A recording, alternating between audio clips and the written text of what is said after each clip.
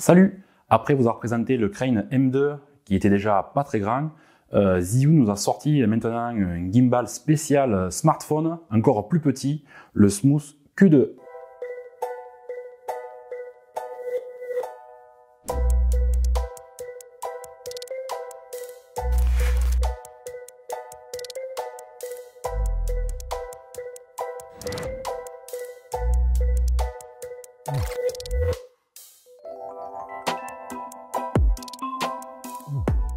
Un petit tour de la boîte. On a une boîte blanche, pas très grande, elle donne une bonne idée de la taille du gimbal. Dessus, comme d'habitude, un visuel du produit en utilisation. Sur le côté droit, quelques détails du produit. Et à l'arrière, quelques infos, rien de plus. Allez, vite, déballage. Hop. Alors pour ce gimbal, il n'y a pas de boîte de transport, il faudra le mettre dans le sac directement. De toute façon, c'est le but de ce gimbal. Alors comme toujours, chez Zhiyun, on retrouve la notice. Il y a bien une partie en français et la carte de contact, tout ça dans la petite enveloppe.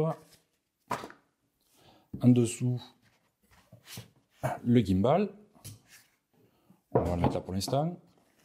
Toi, tu vas là. Le support téléphone détachable. Et une petite boîte, alors pas facile à extraire, avec à l'intérieur un câble USB type C pour le rechargement et les mises à jour du gimbal. Et dernier truc, une dragonne. Voilà. Rien de plus, pas de chargeur fourni. Je vais faire le tour du gimbal. Alors il est en une seule partie, il est vraiment compact, il mesure un peu moins de 21 cm de haut. Il n'a pas besoin de trépied pour tenir debout. On le pose comme ça, tout simplement, et il tient. C'est assez large, c'est pour ça. La conception générale est identique à tous les gimbals, avec 3 moteurs, mais l'utilisation est différente. D'habitude, le moteur roll, c'est celui-là, se trouve vers l'arrière, et il nous cache fréquemment l'écran en passant. Ici, ce moteur est à l'avant quand on utilise le gimbal, plutôt comme ça. Alors, il y a un petit inconvénient qu'on verra un peu plus tard. La nacelle où on installe le support du téléphone est différente, là aussi. C'est un système avec un levier, on déverrouille, on glisse le support téléphone et on reverrouille. C'est très très rapide, vite mis en place, hop, et vite enlevé. Comme ça. Et voilà. Alors les seuls réglages que l'on trouve sont sur le support du téléphone, ici. Rien d'autre, il n'y en a pas sur le gimbal. Alors il y a un système de verrouillage pour le transport sur le moteur du roll seulement. Alors c'est un point dur à dépasser. Vous voyez, il se met comme ça. Et là, c'est verrouillé. Le gimbal, il est plié. Alors il n'y a pas d'autre système, les autres moteurs restent libres. Il y a une prise micro USB sous la nacelle. C'est pour brancher au smartphone, pour le recharger avec la batterie du gimbal. Pendant l'utilisation, vous voyez que le téléphone affaiblit un peu. Hop, vous le branchez. Alors ce câble-là, par contre, n'est pas fourni. Voilà, rien de plus sur la partie supérieure. Maintenant, on va voir le plus intéressant, le manche. Je vais monter un téléphone. Il y a 2-3 choses à voir. Il n'y a pas d'écran sur ce modèle, mais 4 diodes qui servent à plusieurs choses. Tout d'abord, elles indiquent le mode de fonctionnement du gimbal. Là aussi, tous les modes classiques sont au rendez-vous. Il suffit d'appuyer une fois sur le joystick pour avancer dans les modes et 2 fois pour revenir en arrière. Ça, c'est bien pratique, ça évite de faire le tour à chaque fois. Alors au démarrage, on est automatiquement sur le pan following mode, voilà, qui donne ça. Un appui en locking mode, là on est verrouillé. Un appui de plus, on est le fameux following mode.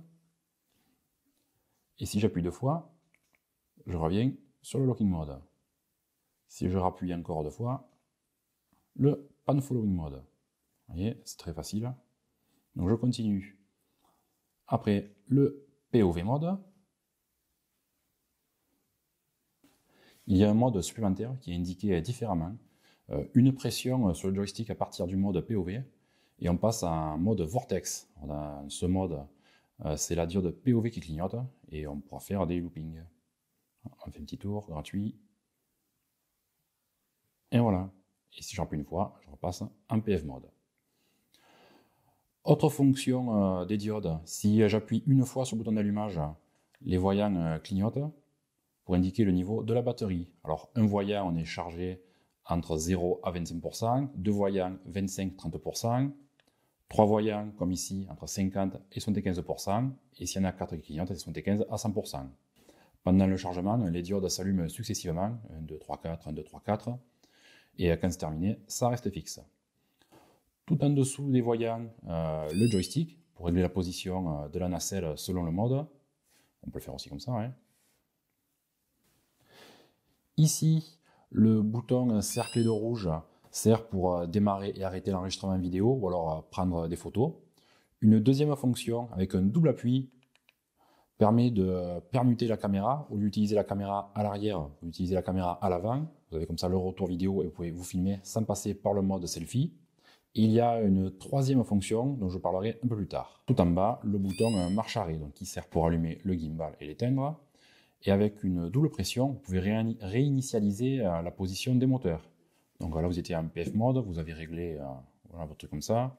Vous voulez maintenant revenir en position initiale, double pression. Et voilà, c'est tout neuf. Avec une triple pression, on passe en selfie mode. Donc toujours pareil, 1, 2, 3. Et à nous, les beaux selfies. 1, 2, 3. Et c'est fini. Sur le côté droit, on a le port USB-C pour le rechargement du gimbal et les mises à jour. Alors ne pas le confondre avec le port qui est en dessous de la nacelle. Celui-là sert uniquement pour alimenter le téléphone, pas de rechargement. Hein. En dessous, alors je vais d'abord éteindre parce que je vais sortir la batterie. Alors, il suffit de tenir appuyé, il s'éteint. En dessous, on a l'AQ qui est de type 21700 de 4500 mAh. On pourra facilement le remplacer si besoin ou en avoir plusieurs. Si vous partez au fin de la jungle et que vous ne pouvez pas recharger, vous achetez 2 ou 3 AQ tranquille. Et sur le bouchon du fond, il y a un filetage 1/4 de pouce. Donc ça c'est tout facile. On remet, on visse et c'est fini. Sur le support de smartphone, rien de spécial. Il faut juste faire attention. Je déverrouille au sens dans lequel on met le smartphone. Alors il y a une petite étiquette avec une flèche qui indique de quel côté doit être l'objectif. Donc de ce côté, je suis bon. Là, on a fait le tour. Le gimbal est équipé du Bluetooth 5.0 pour connecter à un smartphone, être commandé et programmé avec la non moins fameuse application Z-Direct Play. Il existe une manipulation pour mettre le gimbal en pause et éviter de l'éteindre. Il suffit de faire tourner le smartphone et d'abaisser le bras du moteur roll.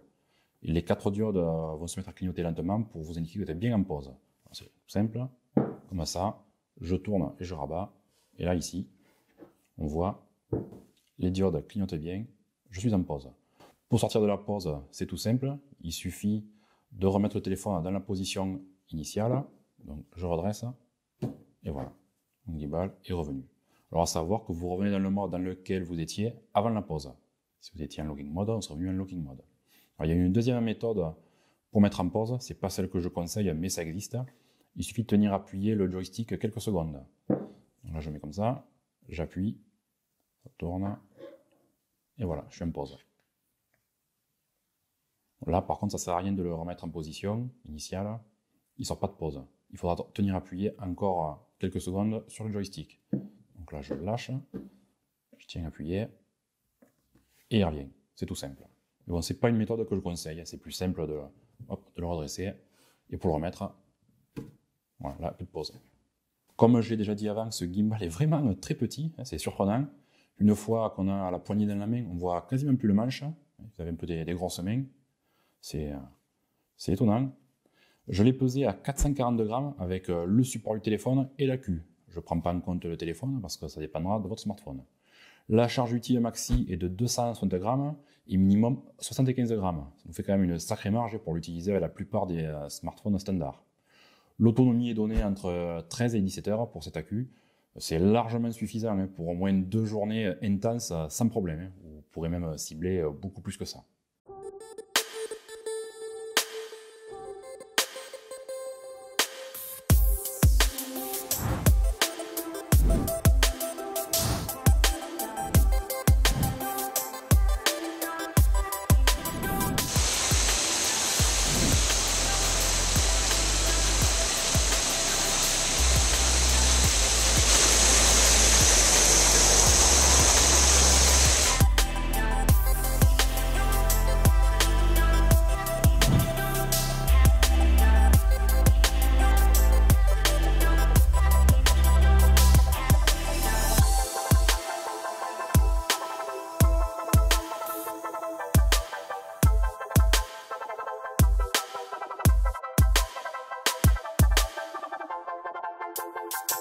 La construction et les finitions sont très bonnes.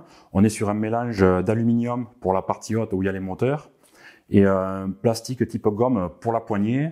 Les boutons tombent bien sous la main, surtout le joystick, voilà, qui va être le bouton qu'on utilise le plus. C'est super léger, hein. C'est vraiment, ouais, c'est hyper léger, c'est surprenant. Et on peut le jeter dans un sac, le mettre dans une grande poche pour l'amener partout, pas de souci. L'équilibrage demande à être bien fait, hein, un petit peu comme tous les gimbals, hein, pour optimiser la force des moteurs et la consommation de la batterie. Alors c'est très simple, une fois que vous l'avez monté, donc là je l'ai équilibré, vous le mettez comme ça, voilà, et votre téléphone doit rester parallèle au sol, faut pas qu'il soit comme ça ou comme ça. Là il est bien équilibré, hein, suivant toutes les positions que je lui donne, il bouge pas. Voilà, c'est un petit conseil que je vous donne. De toute façon, même en équilibrant pas au top, j'ai jamais eu de problème, soit de secousse, soit de micro-tremblement. La seule chose que j'ai remarqué, c'est que la batterie filait un petit peu plus vite, mais sinon il fonctionnait correctement. Ce stabilisateur est très fun à utiliser, mais il va demander un minimum d'entraînement, hein. Comme il est très léger, il va falloir être très délicat. Serrer les coudes, rentrer les épaules et bien travailler avec les genoux. Voilà, pour faire des mouvements très délicats. Une fois que vous aurez compris comment ça marche, vous allez faire de très belles prises de vue. Il n'y a pas de problème. Attention aux smartphones avec des objectifs grand angle. Vous allez vite avoir le moteur du roll qui va apparaître dans le champ de vision de la caméra. C'est ce que je vous disais au début. Comme le moteur est de ce côté, on l'a rapidement dans le champ de vision. Donc Zhiyun a créé un petit stratagème pour éviter ça. Il suffit d'appuyer 3 fois rapidement sur le bouton d'enregistrement. Et là, vous voyez, le téléphone a légèrement basculé et le moteur n'apparaîtra plus à la caméra. Bon, par contre, vous serez limité au mode F, le following mode, et POV, rien d'autre.